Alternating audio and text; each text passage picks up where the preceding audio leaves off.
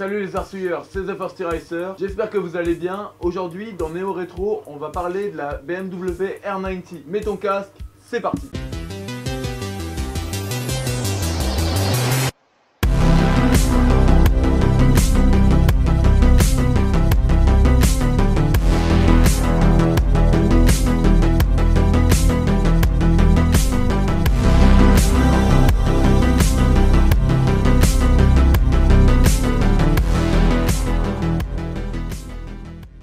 La BMW R90 est l'une des premières bécanes voulant surfer sur la mode néo-rétro de grosses cylindrées. Sortie en 2014 en empruntant le moteur de la R1200, elle trouve tout de suite des acheteurs grâce à son look s'inspirant des années 70 et 80. Après 90 années d'utilisation du moteur à plat de type Boxer, BMW opte pour ce type de moteur pour la R90, un moteur de 110 chevaux, décrit dans mon entourage comme une arme, car c'est un moteur coupleux et très puissant. On y retrouve bel et bien les traits BMW vintage, comme par exemple le moteur à plat, utilisé pour la première fois en 1923 pour la R32.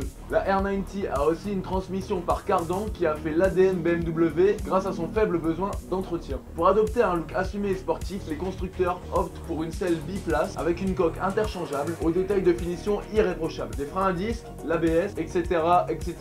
Bref, tout l'équipement moderne. Et voilà pour l'histoire de la R90.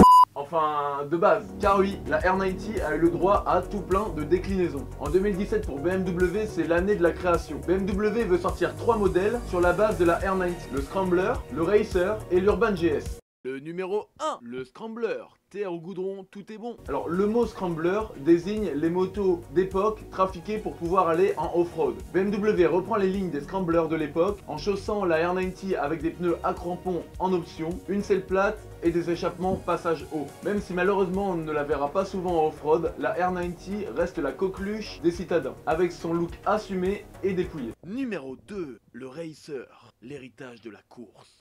BMW a toujours eu une histoire forte dans la course. Cette marque a déjà remporté le Tourist Trophy en 1939, ils ont déjà remporté plus de 18 titres mondiaux entre 1955 et 1974 et ont remporté le US AMA Superbike en 1976. Avec son fort passif, BMW a une vision très sportive pour sa R90, en l'équipant d'une bulle avant de type bullet, des guidons de type bracelet, des commandes reculées et l'ont aussi équipé d'une magnifique selle monoplace, ce qui donne une moto magnifiquement travaillée, très maniable et typiquement néo-rétro. Les ingénieurs se sont beaucoup inspirés de la 900 SS et de la 1000 SS d'époque. Les traits sont propres, esthétiques, sans oublier qu'une moto c'est aussi fait pour faire la course et pour rouler vite. Et la numéro 3, l'Urban GS, inspiré par l'aventure et les territoires lointains du désert.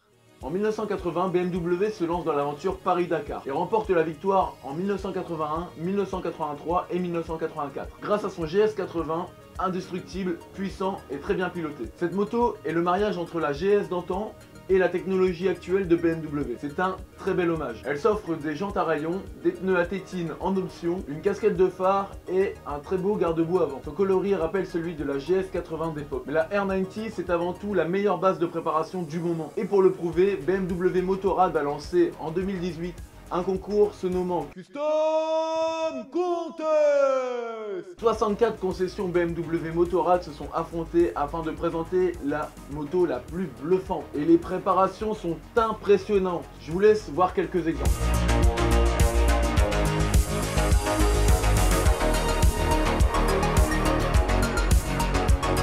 Savoir-faire, style, élégance, excentricité, la R90 en a pour tous les goûts. Coup marketing pour bobo ou hommage pour réels passionnés de la marque, c'est pas la question. D'ailleurs, dans le néo-rétro, les deux s'entrechoquent, car richesse des matériaux et richesse de l'histoire ne font plus qu'un. Voilà, cet épisode de néo-rétro est terminé. N'oublie pas de partager la vidéo, de mettre un grand pouce bleu, de t'abonner et de cliquer sur la petite cloche afin de ne pas rater une seule de mes vidéos. C'était The Firsty Racer, ride safe.